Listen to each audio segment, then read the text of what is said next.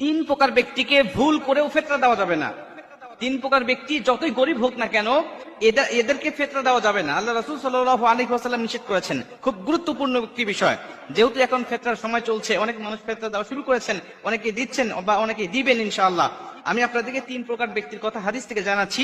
এই তিন প্রকার ব্যক্তিকে আপনারা কখনোই ফেতরা দিবেন না। এক নম্বরে আল্লাহ রাসূল সাল্লাল্লাহু আলাইহি ওয়াসাল্লাম বলেন, তোমার ঔরজাত কোন সন্তানকে এবং তার নিচে যারা আছে এদেরকে তুমি ফেতরা দিতে পারবে না। ঔরজাত সন্তানকে ফেতরা দেওয়া যাবে না, এজন্য যে সে যদি ফেতরা খাওয়ার উপযুক্ত হয়, তার মানে সে গরিব, আর এই গরিব সন্তানকে স্বাবলম্বী করার জন্য তোমার উপরে দায়িত্ব, কারণ তোমার উপরে ফেতরা জায়েজ হয়ে গেছে, ওয়াজিব হয়ে গেছে, তোমার উপরে যাকাত ওয়াজিব হয়ে গেছে, মানে তুমি স্বাবলম্বী, কিন্তু তোমার সন্তান আছে অস্বাবলম্বী, অসচ্ছলতার মধ্যে সে রয়েছে।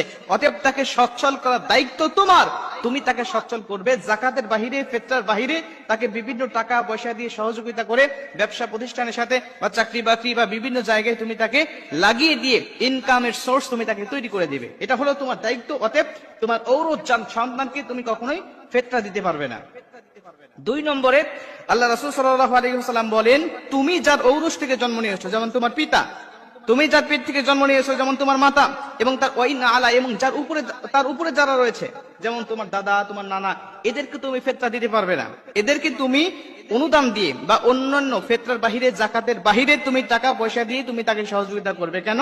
তোমার পিতা, তাকে ভরণ পোষণ দেওয়া তোমার দায়িত্ব। কেন? তোমার পিতা তোমাকে জন্ম দিয়েছে, তোমার মাতা তোমাকে জন্ম দিয়েছে, তুমি এখন স্বাবলম্বী হয়েছে, তোমার উপরে যাকাত ফরজ হয়েছে, কিন্তু তোমার মা গরিব, তোমার বাবা গরিব, তাকে তোমাকে দেখতে হবে এমন ভাবে যাকাতের বাহিরে, ফেতরার বাহিরে বিভিন্ন অনুদানগুলো দিয়ে তোমাকে তাকে সহযোগিতা করতে হবে। যেরকম সুবহানাল্লাহ।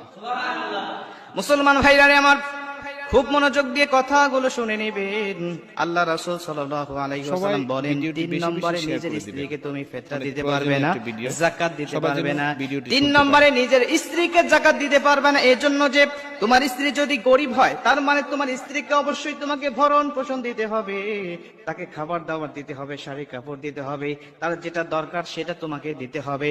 তোমার স্ত্রী গরিব হওয়ার কারণে তুমি তাকে অনুদান দেবে, তুমি তাকে টাকা পয়সা দিবে, তাকে তুমি শাড়ি কাপড় দিবে, খাবার দাবার দিবে, যাকাত কিংবা ফেতরা দিতে পারবে না। কিন্তু তুমি যদি গরিব হও, তোমার স্ত্রী যদি ধনী হয়, তাহলে স্ত্রী স্বামীকে অনুদান দিতে পারবে। যেরকম সুবহানাল্লাহ।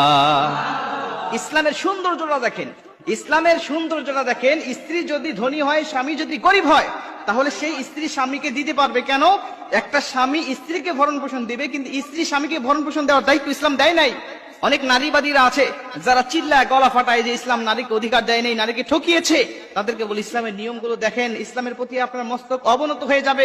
ইসলাম একটা নারীকে কত মর্যাদা দিয়েছে। মুসলমান ভাইরা আমার, এর জন্য আল্লাহ রাসূল সাল্লাল্লাহু আলাইহি ওয়াসাল্লাম বলেন, আল্লাহ পাক স্বয়ং নিজে কুরআনুল কারীমের মধ্যেও বলে দিয়েছেন, ওয়াফি আমওয়ালিহিম হাক্কুল লিসাইলি ওয়াল মাহরুম। প্রত্যেকটা গরিবের সন্তান, প্রত্যেকটা গরিবের হক রয়েছে ধনীদের সম্পদের মধ্যেই। অতএব প্রত্যেকটা ধনী তার গরিবের হক গুলো, সম্পদ গুলো পৌঁছা দিবে। যদি গরিবের হক গুলো না পৌঁছায় দেয়, তাহলে গরিবের হক মেরে খেয়েছে এমন গুনাহ প্রত্যেকটা ধনীর আমল নামায় উঠে যাবে। জোরে কর নাউজুবিল্লাহ।